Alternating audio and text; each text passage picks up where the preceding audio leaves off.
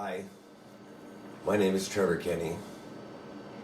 I went out tonight with some friends and was outside of a bar on Granville Street.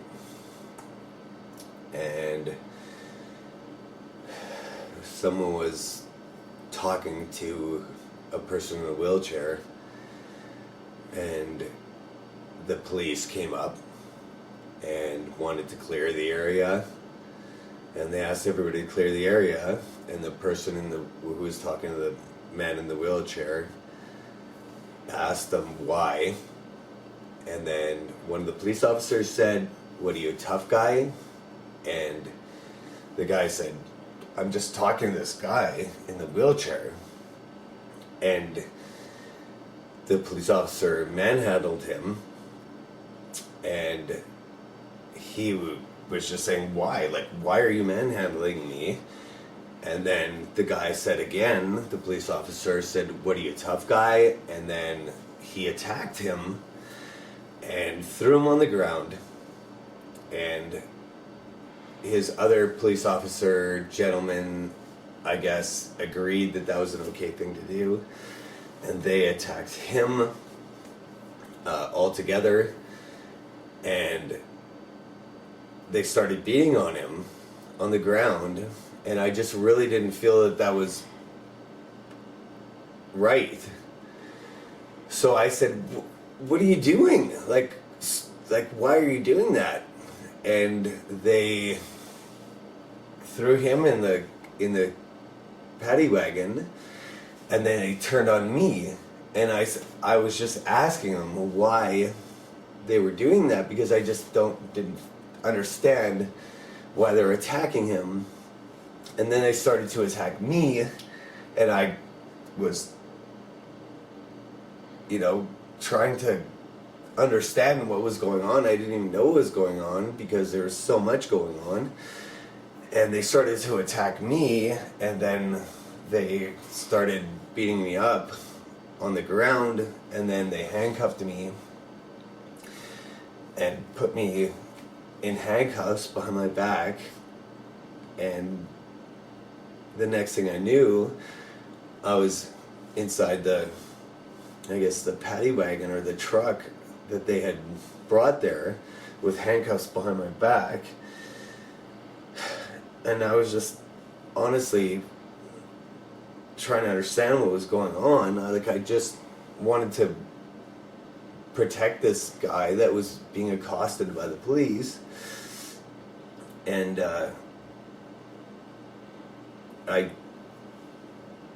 they threw the handcuffs on me, and I was in the back of the paddy wagon for you can see all the bruises and all of that, and you can see how my face is beaten up.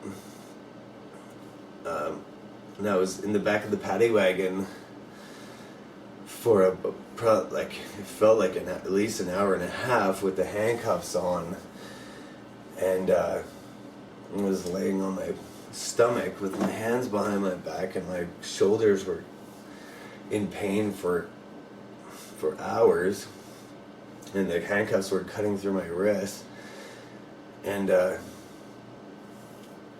all I wanted to do was just make sure this guy that was being attacked was okay, and this is what I got for it. And all I did was question, all I did was ask, why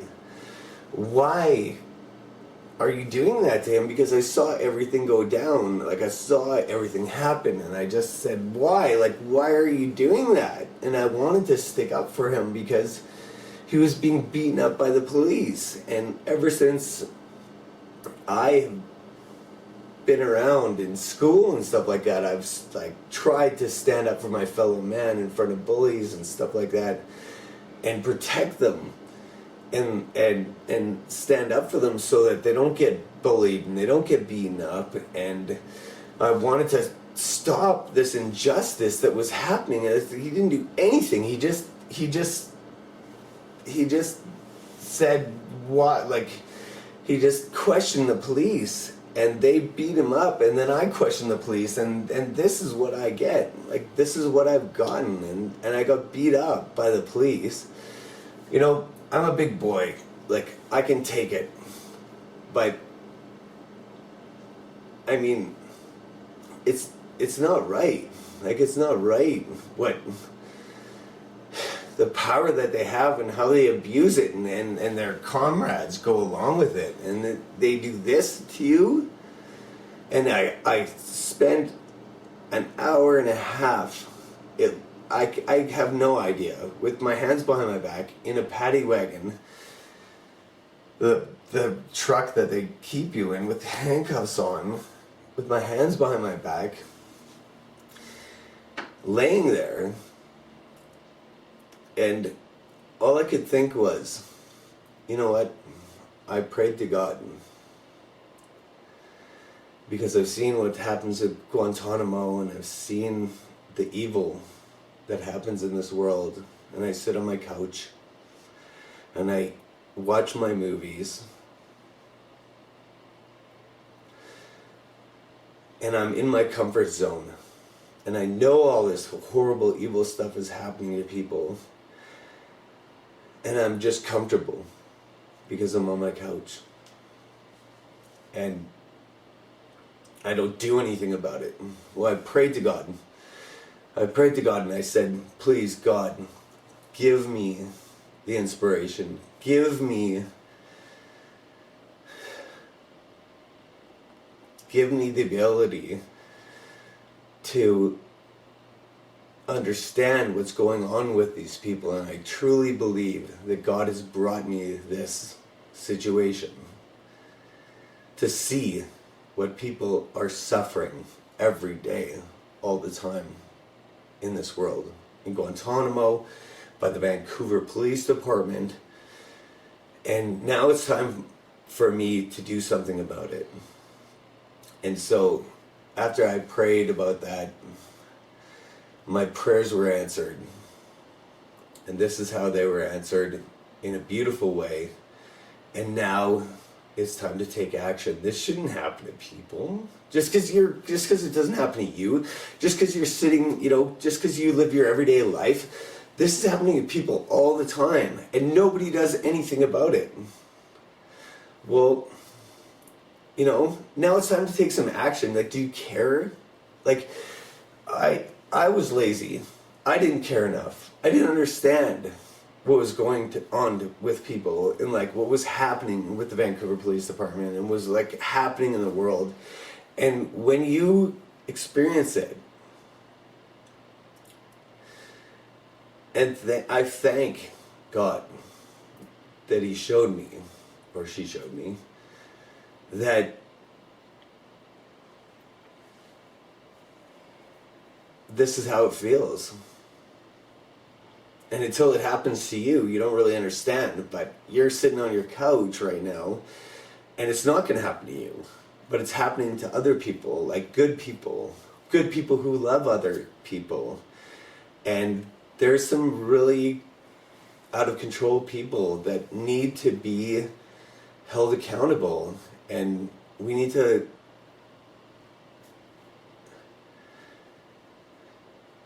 stand up and say, no, this can't happen anymore, or find a way that it can't happen anymore. Because, like, look at this.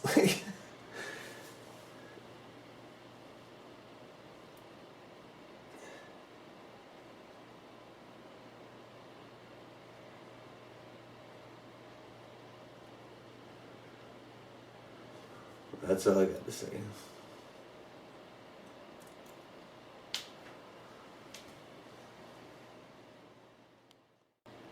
So, I guess I didn't mention this. I'm a little shocked. I just got home, and I'm a little traumatized by the police department.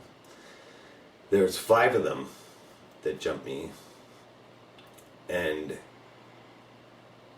they threw me in the paddy wagon for 2 hours just to let me sit there. I'm not quite sure why. It just sat there, the truck idling. And when I got back to the police station, and they opened the door, and I was more than cooperative because I didn't even know what's going on. And they said, they brought me out of the truck and they said, whoa, you know, what happened? And I said, well, I spoke my mind and this is what happened. I spoke my mind, and they attacked me and said, what are you, tough guy? What are you, tough guy? And they kicked me to the ground, and you know, I'm sure I could have done fine if I would have fought back, but that's not really who I am. And so I told them what happened, and they wouldn't believe it. No, our police department couldn't have done that. You're drunk and you're out of control. Even after I got out of the back of that paddy wagon, and I was just in shock, and like I couldn't even believe what was going on. And they don't even understand what's going on in there. Like, I honestly don't understand. I honestly don't understand how this stuff, it doesn't happen like once in a while. Like, I mean, how could it happen once in a while? It must happen all the time, and it's justified. It's justified. He wouldn't even listen to me. And I just told him, I said, I've been sticking up for people ever since I was in grade school, and I respect you because some of you guys went into the police department to protect people. And I said, I respect that. But these guys attacked me, and he wouldn't have any of it. Didn't want to listen to it. Wouldn't even listen to me. So I just left it at that. What am I going to do, right?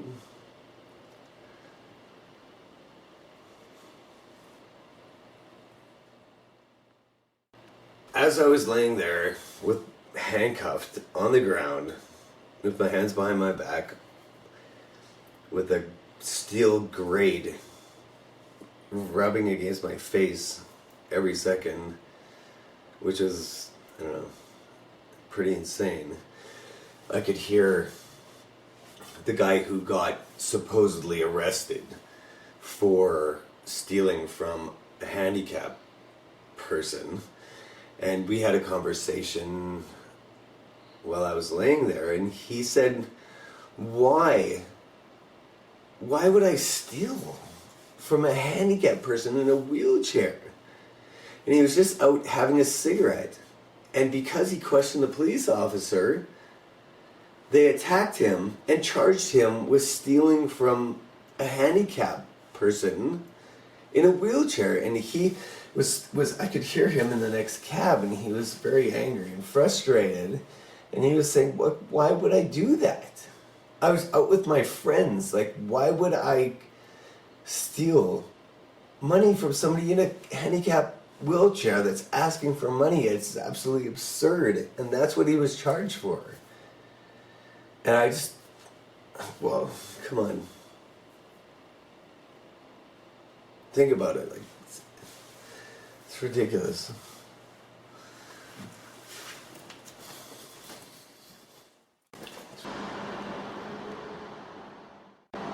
So this is me again.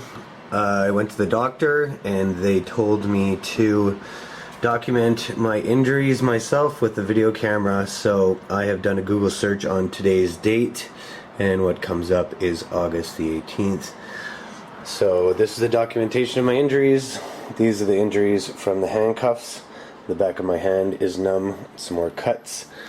On this arm is all bruised and hurts. I'm not sure if anything's broken, but there's bruising all up this arm, and it hurts quite a bit. There's bruises on my right arm, right there. Hopefully I'm not too close in. Should probably turn this around so I can see what I'm doing. Yeah, so back to the other arm. There's cuts. My elbow is bruised. I don't know if you can see all the bruising and stuff there. My arm is all bruised on the back side of it. And then, of course, my eye, which is now open, which now I can open a little bit. Some cuts on my head. There's also on my knees when they threw me down. Both of my knees and my legs are all cut up. As you can see, that was my right knee. This is my left knee. All cut up. And they punched me in the back of my head here. I don't know if you can see the blood anymore, but my gland is all swollen and my throat is closed up because my gland is swollen in my throat. And those are the injuries that I incurred on August the 18th.